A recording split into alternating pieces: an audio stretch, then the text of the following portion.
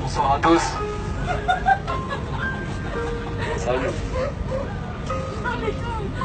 Qui est monté dans ce train sans avoir une destination en tête? Toute personne qui prend le train ou qui prend sa voiture a une destination en tête. C'est vrai. Si tu montes dans le train sans destination, soit c'est que t'es perdu, soit que t'es un peu fou, quoi. C'est ça. T'es pas d'ici alors.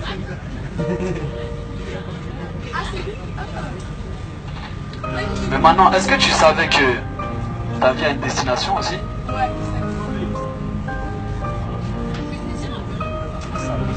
Est-ce que dans ta vie tu sais qu'il y a une destination aussi? Pourquoi tu vis? C'est ma question pour ce soir. Pourquoi tu vis?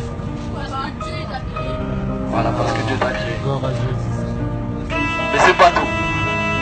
Il y en a qui vivent, ils travaillent, on se lève, on travaille, on dort, on se lève, on travaille, on dort toute ta vie. Pour avoir le téléphone, quand tu as le téléphone, tu veux la voiture. Quand tu as la voiture, tu veux la maison. Quand tu as la maison, tu veux une autre maison. Même quand tu as une femme, des fois tu veux une autre femme. Mais pour aller où?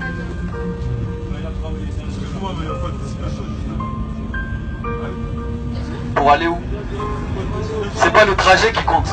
C'est la fin en fait. C'est ça. C'est la fin qui compte. Maintenant, aujourd'hui, j'aimerais te dire, la fin d'une chose vaut mieux que son commencement.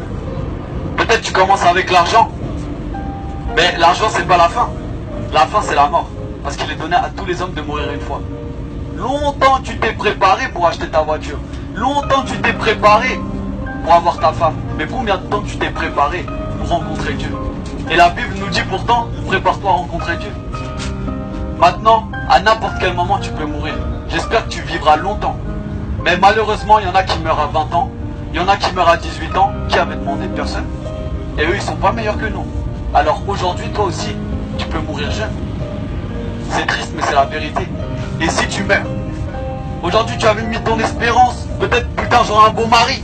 Mais si la mort frappe ce soir, il est où le beau mari? Peut-être tu voulais être célèbre, mais si la mort frappe, elle est où la célébrité? Par contre, Dieu sera bel et bien là.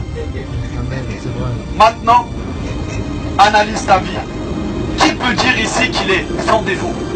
Qui peut dire ici qu'il n'a jamais menti? Qui peut dire ici qu'il n'a jamais convoité une femme avec ses yeux? Moi, je l'ai déjà fait. Mais la Bible dit qu'aucun menteur n'héritera du royaume des cieux.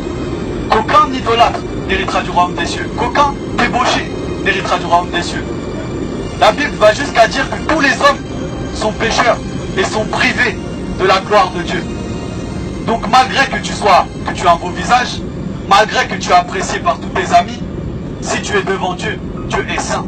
Tellement saint que ses yeux ne peuvent même pas voir le péché. Comment tu vas rentrer dans le royaume de Dieu? Et même quand tu seras jeté en enfer, ce sera juste. Parce que le cœur de l'homme est mauvais. Aucune religion ne peut te sauver. Parce que la religion, c'est croire. J'ai fait ces actions, je vais mériter le ciel. Tu crois que tu mérites le ciel? La Bible dit qu'on n'est pas sauvé par les œuvres, mais qu'on est sauvé par la foi en Jésus-Christ. Parce que tout a un prix dans la vie. Même tes péchés ont un prix. C'est pas gratuit. Dieu est juste et quelqu'un doit payer.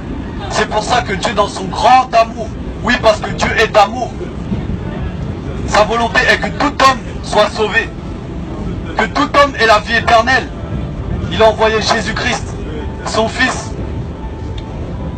Il a bu la coupe de la colère de Dieu. Toutes les fois où tu as menti, toutes les fois où tu as haï, Jésus-Christ l'a subi par amour pour toi. Parce que tout comme un père a compassion de ses enfants, l'Éternel a compassion de ceux qui le craignent. Dieu te demande simplement une chose. Repens-toi. Cesse de faire le mal. Cesse de vouloir être le Dieu de ta vie. Mets ta foi en Jésus-Christ, tu seras sauvé. Vous savez, dans la Bible, j'ai lu une histoire, je vais la partager avec vous. Attendez, on attend les autres.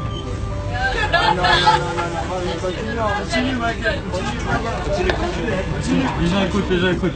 Tu vois, il y avait une femme samaritaine. Elle était au bord d'un puits. Jésus-Christ, il passait par là, il avait faim, il avait soif, il aurait pu rentrer à la maison, manger, dormir.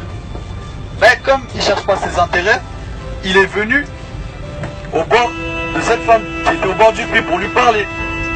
Tout comme moi, j'aurais pu rester à la maison. J'ai des frères, j'ai des soeurs, j'ai ma maman, j'ai mon père. Mais aujourd'hui, je suis là, je ne sais même pas quelle heure il est, je parle dans le train. C'est quoi la suite de l'histoire? La suite de l'histoire, c'est qu'en fait, cette femme, Jésus lui dit, si tu bois de cette eau, tu auras encore soif. Tous les jours, tu vas venir ici boire. Tu vas boire, tu rentres à la maison. T'as soif, tu retournes. Mais il a dit, mais si tu bois de mon eau, tu n'auras plus jamais soif. Moi-même, il y a 2 ans, j'étais comme cette femme. Le cœur de l'homme a soif. J'ai cherché la cigarette. J'ai fumé le cannabis. J'ai essayé de combler ce vide par l'amour des hommes. Je disais, être rebelle. Mais mon cœur n'est jamais satisfait. Tout comme si tu as la voiture que tu désires, tu ne seras pas satisfaite. L'homme vit d'espoir. Tu te dis peut-être plus tard, je serai plus heureux qu'aujourd'hui. Mais laisse-moi te dire, quand tu as 80 ans, quel espoir il te reste?